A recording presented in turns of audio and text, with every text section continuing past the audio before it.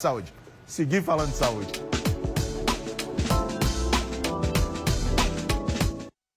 É o Bloco da Saúde, né?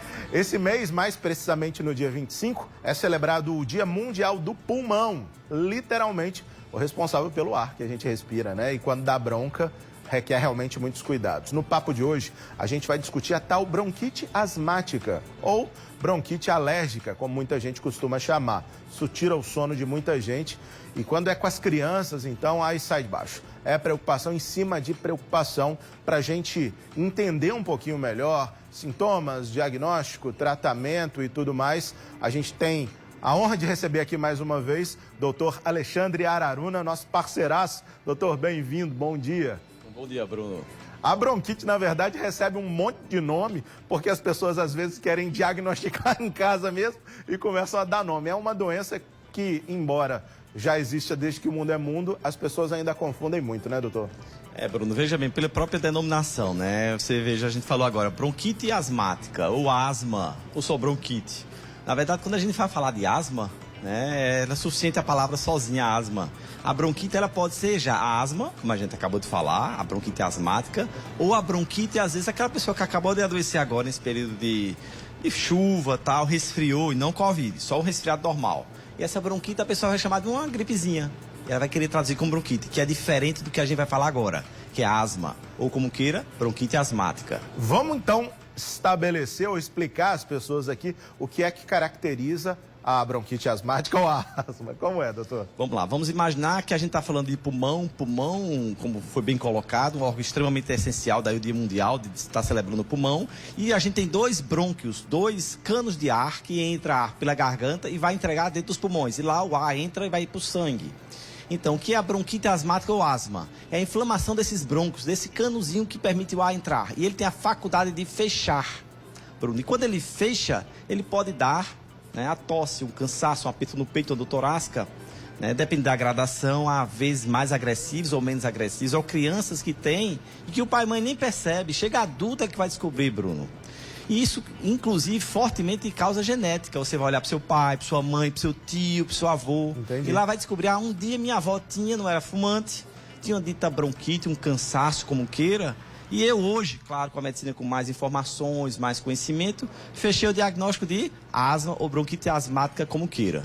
A Carla está perguntando sobre os sintomas, o senhor já detalhou aí alguns dos sintomas, mas como a gente entende que se trata de fato de asma? É pela repetição? É por ser todos esses fatores juntos aí? Como é que a gente vai fazer esse diagnóstico mesmo? Ou desconfiar? Perfeito, muito bem colocado. Realmente a pessoa só tem tido uma vez na vida, dá direito de uma gripe mais pesada, digamos assim, e a pessoa que está nos ouvindo vai lembrar disso, e que ele cansou, teve secreção, teve uma ruideira dentro dos brônquios do pulmão, e ali mais nunca teve. Mas digamos um outro exemplo, a pessoa que na infância teve alguns sintomas, que fatalmente a maioria começa na infância, e ao longo da vida depois teve uma pausa, parcela tem uma pausa. Justamente a pergunta da Edna aqui, falou eu tinha e sumiu, como é que é isso? Perfeito, Ed. Então você está entrando nesse escopo, ou seja, começou quando criança, resolveu adormecer, não curou, adormeceu, né, e volta os sintomas lá pelos 12, 15, 20 anos, às vezes só mais idoso. E essas pessoas, elas vão acordar os sintomas por razões, às vezes, de uma gripe, de um resfriado, de uma pneumonia, ou espontaneamente. A gente vai chamar isso de gatilho genético. Eu me lembro de um amigo meu, lá na infância, que a mãe dele acordava com ele de madrugada para fazer umas caminhadas, que dizia que aquilo fazia bem para ele. Como é que é esse tratamento, principalmente com as crianças, doutor? Eu imagino que a medicina avançou muito de lá para cá, mas como é o tratamento hoje em dia, principalmente com as crianças? Perfeito, Bruno. Vamos lembrar que a gente está falando de uma doença genética, a gente sabe de cara que não há uma cura, há um adormecimento da doença, e é claro que tem pessoas que têm um gatilho genético tão acelerado, tão intenso, que a doença ela vai ser perene a vida toda, independente do tratamento. E aqueles não, que vão adormecer. Então, o tratamento, previamente falando, antes de medicação, é a qualidade de vida, que você falou. Fazer uma caminhada, fazer alguma atividade, uma natação, um Xuxa da vida, um Caio Márcio da vida. São grandes asmáticos e excelentes nadadores de repercussão internacional. Um exemplo, se alimentar bem, evitar ambientes que sejam contrários ao quem tem queixas respiratórias no asma, por exemplo.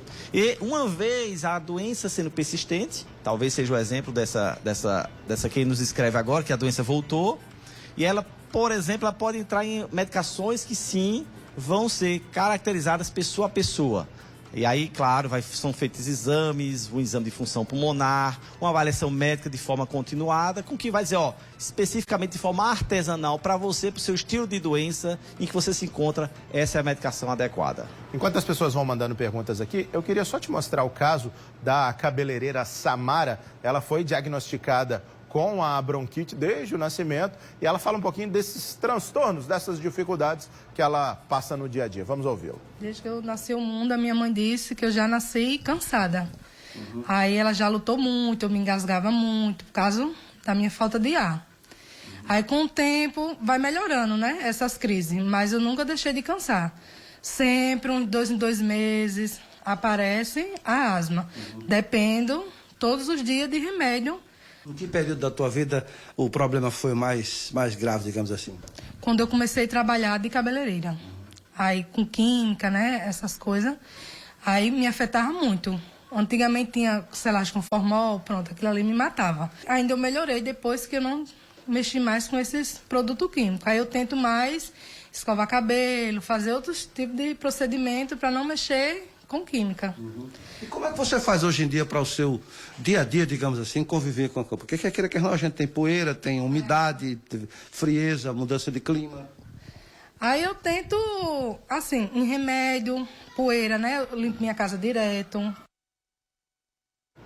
Tá aí. A dificuldade. Ela fala, nasci cansada, doutor. Ela tá dizendo. Você vê Samara como um bom exemplo, ela nos dá algumas coisas que são importantes ao nosso telespectador. Primeiro, ela nasceu se dizendo asmática, é um comum. Parcela das vezes a doença adormece. É comum dela não, segundo ela é perene. Segunda coisa importante, o local onde ela trabalha, o que ela trabalhava mais intensamente, as tinturas de cabelo, que é um produto químico que inalado faz o brônquio fechar e dá o cansaço. E a terceira coisa que é importante aqui, ela se dizia, volta e meia eu melhoro e volta e meia eu pior, mas a cada 2 meses eu sou sintomático. A pessoa, Bruno, tende a se acostumar com o cansaço, mas não quer dizer que ele está livre da doença.